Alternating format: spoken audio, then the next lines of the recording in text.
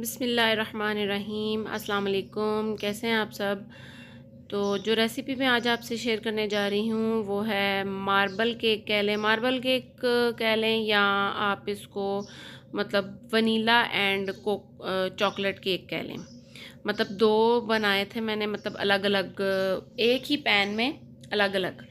तो चलें आए इसकी रेसिपी की तरफ चलते हैं। बहुत ही सॉफ्ट बनता है। जब आप इसको ट्राई करेंगे तो आप वाकई ही कहेंगे कि ये सॉफ्ट बनता है।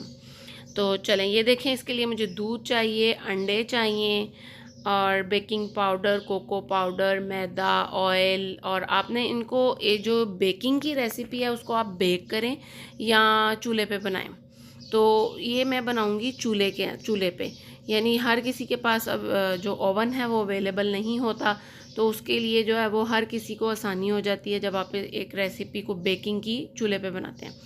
तो चलें ये देखें मेरे पास ये कप था, लेकिन मुझे इजी फील होता है ये जो चाय वाला कप होता है ना उसमें। तो मैंने आपको दोनों कप की मेजरिंग बता दी है कि ये जो है एक कप, वही वाला जो बाज़ार से कप मिलते हैं वही वाला एक कप मैंने मैदा डाला है बाउल में। और ये मेरा बेबी बैठा हुआ था, उसको मिक्स कर रहा था। तो एक कप पाउडर शुगर थी, उसको मैंने जग में डाल लिया है। आप इसको बीट भी कर सकते हैं, जो हैंड बीटर होता है उसके साथ भी कर सकते हैं। अगर ना चाहें तो आप जग में डाल लें, जग में डालने से और भी आसानी हो जाती है। तो उसके बाद हमने इसके अंदर 3 अंडे डाल दिए हैं। 1 कप चीनी थी, 3 अंडे थे, और तकरीबन हाफ से थोड़ा सा ज़्यादा कप जो है ना, आपने फुल कप दूध ये ऑयल का नहीं लेना, जिसको पौना कप बोलते हैं ना, वो आपने ये जो है ना वो लेना है। ये तकरीबन मेरा ख्याल है बनेगा 1/4 कप बन जाएगा।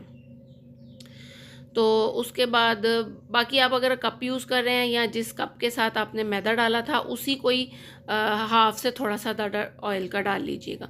उसके बाद जिस पैन में हम उस बैटर को, उसके अंदर चीनी, अंडे और ऑयल है, आपने उसको ग्राइंड करने के लिए ऊपर रख देना। और उसको आपने एकदम से बहुत ज़्यादा नहीं चलाना कि आप उसको चला के और भूल जाए, नो। उसको चलाना है, बंद करना है, चलाना है, बंद करना है, क्योंकि अंडा जो होता है वो हीट से पकना शुरू हो जाता है, और ग्राइंडर जब हम लगातार चलाते हैं तो वो हीट अप हो जाता है। तो ये जो है ना पैन, उसको मैंने रेडी कर लिया था, नीचे ऑयल ग्रीस किया था, उसके ऊपर मैदा डाल के उसको डस्ट करके, तो जो बाकी का ज़्यादा वाला मैदा था, मतलब जो बच गया था उसमें, उसको मैंने उतार दिया था, मतलब उसको झाड़ दिया था। तो ये लें, अब आ गया जो कप, मैंने 1 कप मैदा डाला था वो। अब हम इसमें डालेंगे बेकिंग पाउडर। बेकिंग पाउडर जो है वो आपने 2 टीस्पून डालने हैं, मतलब एक भर के पूरा, और एक हाफ टी स्पून जो है ना वो आपने बेकिंग पाउडर। ये देखें, ये मेरे पास ये है मेजरिंग स्पून है। अगर ये ना हो तो जो छोटा स्पून होता है ना खाने वाला, टी स्पून जो होता है जिससे शुगर मिक्स करते हैं, या वो वाला एक भर के और एक हाफ, उसी को ही आपने एक भर के डाल देना और एक हाफ डाल देना, ठीक है। और ये डालना है आपने चुटकी नमक, क्योंकि इससे जो है ना चुटकी या 1.5 चुटकी के बराबर, मतलब एक जितनी भी चुटकी में आपका आप नमक आ जाए वो आपने इसके अंदर डालना है। ये इसकी एक ट्रिक है कि इसको, जो इसके अंदर आपको चीनी, मतलब मीठा मीठा सा गले को लगता है या फील होता है ना, किसी भी मीठे के अंदर कुछ भी बनाएं आप, चावल बनाएं आप, मतलब कोई भी मीठी चीज़ बनाते हैं, अगर आप उसमें ऐसे चुटकी नमक यूज़ करते हैं तो उससे ये होता है कि वो मीठा बहुत ज़्यादा नहीं लगता आपको, और आपके गले को वो चीज़ नहीं पड़ती। तो ये देखिए, जो बैटर मैंने मिक्स किया था वो मैंने मैदे और बेकिंग पाउडर को पहले अच्छे से मिक्स कर लिया था। आप इसको वो छान भी सकते हैं ताकि वो एक जैसा हो जाए। अगर नहीं तो आपके पास मतलब मैदा ठीक है तो आपने वैसे ही बीच में मिक्स कर देना।